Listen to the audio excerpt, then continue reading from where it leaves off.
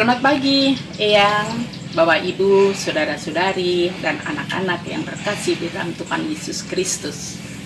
Kita bersyukur bahwa pagi hari ini Tuhan berikan waktu yang indah buat kita semuanya untuk bersama-sama membaca firman Tuhan yang pada pagi hari ini kita ambil dari Mazmur 90 ayat yang pertama sampai yang 17. Allah tempat perlindungan yang kekal. Doa Musa, abdi Allah. Tuhan, Engkaulah tempat perteduhan kami turun-temurun. Sebelum gunung-gunung dilahirkan dan bumi dan dunia diperanakkan, bahkan dari selama-lamanya sampai selama-lamanya, Engkaulah Allah. Engkau mengembalikan manusia kepada debu dan berkata, "Kembalilah hai anak-anak manusia. Sebab di matamu 1000 tahun sama seperti hari kemarin apabila berlalu, atau seperti suatu giliran jaga di waktu malam. Engkau menghanyutkan manusia, mereka seperti mimpi, seperti rumput yang bertumbuh. Di waktu pagi berkembang dan bertumbuh, di waktu petang lisut dan layu. Sungguh kami habis lenyap karena murkamu, dan karena kehangatan amarahmu kami terkejut. Engkau menaruh kesalahan kami di hadapanmu, dan dosa kami yang tersembunyi dalam cahaya wajahmu. Sungguh segala hari kami berlalu karena kemasmu, kami menghabiskan tahun-tahun kami seperti keluh. Masa hidup kami 70 tahun, dan jika kami kuat 80 tahun. Dan kebanggaannya adalah kesukaran dan penderitaan, sebab berlalunya buru-buru dan kami melayang lenyap. Siapa yang mengenal kekuatan murkamu dan takut kepada kemasmu? Ajarlah kami menghitung hari-hari kami sedemikian hingga kami beroleh hati yang bijaksana. Kembalikan ya Tuhan berapa lama lagi, dan sayangilah hamba-hambamu.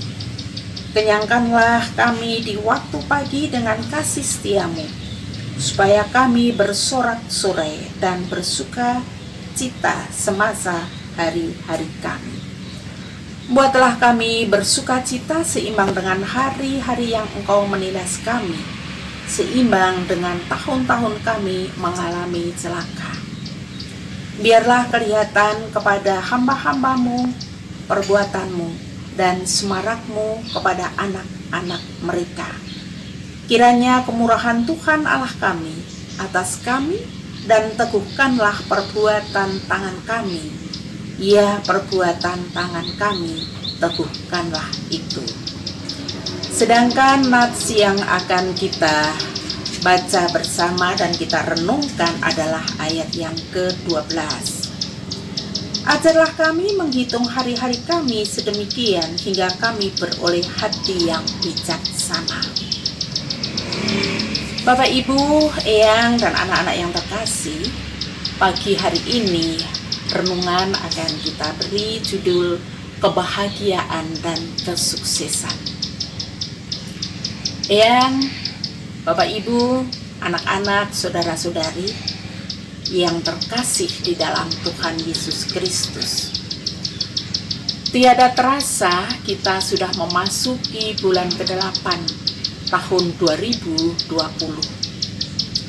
Waktu yang telah kita lalui penuh dengan kegetiran dan kepahitan, walaupun ada juga hal-hal yang manis yang berbaur menjadi satu. Berdasarkan segala pengalaman yang telah dilalui, kita mengucap syukur kepada Tuhan, karena Tuhan memampukan kita melewati semua dengan segala sukacita. Eyang, dan Bapak Ibu semuanya, pernahkah Bapak Ibu menghitung hari-hari yang Tuhan berikan pada kita, hari-hari yang penuh berkat. Sadarkah kita merasakan hari-hari yang Tuhan berikan, tetapi terasa getir dan pahit? Pagi hari ini, Juru Mazmur mengajari kita untuk mohon Tuhan mengajar kita menghitung hari, entah rasanya bagaimana, pahit, getir, maupun sukacita. Kita mohon Tuhan ajarkan supaya kita bijaksana mengalami hidup termasuk tahun 2020. Tentu saja gereja kita mempunyai target, mempunyai program, mempunyai rencana kerja yang hendak dicapai. Target yang akan diwujudkan dalam kehidupan bersama yang lebih baik. Bila rencana, rancangan, program belum terwujud dalam kehidupan kita, jangan kecewa dan putus asa. Jangan marah karena semuanya belum berakhir. Tahun 2020 masih menantang. Jadikan tahun 2020 tahun kemenangan kita untuk menggapai kebahagiaan dan kesuksesan. Bapak Ibu yang terkasih di dalam Tuhan Yesus Kristus, secara umum kebahagiaan ditentukan dan diukur dari berapa banyak materi yang dimiliki. Namun sebagian orang yang sudah amat kaya raya, kekayaan bukan lagi menjadi prioritas hidup mereka untuk bahagia. Memang benar materi atau uang sebagai sarana kebahagiaan, tetapi itu bukan satu-satunya. Sekarang ada satu pertanyaan untuk kita semuanya. Bagaimana kita menanggapi kebahagiaan atau kesuksesan? Bapak Ibu yang terkasih di dalam Tuhan Yesus Kristus, yang pertama adalah taat pada firman Allah. Firman Allah sebagai pedoman menjalankan hidup dalam berproses dan bertumbuh.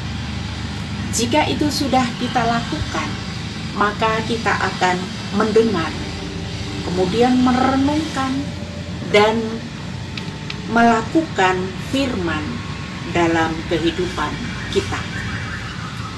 Kemudian yang kedua adalah berbuat baik. Termasuk juga di dalamnya yang ketiga, tidak menghalalkan segala cara. Yang keempat, tidak tergantung pada materi, pada popularitas maupun jabatan. Kebahagiaan dan kesuksesan adalah yang selalu dicari dan dibutuhkan oleh semua orang. Semua manusia membutuhkan hal itu. Tetapi tidak banyak orang yang menyadari bahwa kebahagiaan itu sangat dekat dengan mereka. Artinya, kebahagiaan itu tergantung pada perilaku mereka sendiri, tergantung pada pemahaman iman mereka. Sebenarnya kebahagiaan itu sederhana. Kebahagiaan dapat kita peroleh dari cara pandang dan sikap yang benar dalam menjalani kehidupan, yaitu berpikir positif, sabar, ramah, selalu bersyukur dan berdamai, melakukan segala sesuatu tanpa pamrih. Sebab hidup bahagia adalah hidup yang berkenan bagi Tuhan. Untuk mencapai sukses perlu proses. Sering jatuh bangun, tapi ingatlah, kesuksesan milik setiap orang. Kesuksesan adalah hak kita semuanya. Kekalahan, kejatuhan, dan kemunduran adalah suatu proses yang harus dilalui untuk mencapai kesuksesan dan kebahagiaan. Percayakan semua pada Tuhan dan katakan, bersama Tuhan aku bisa. Selamat berjuang menggapai kesuksesan dan kebahagiaan. Tuhan Yesus memberkati. Amin.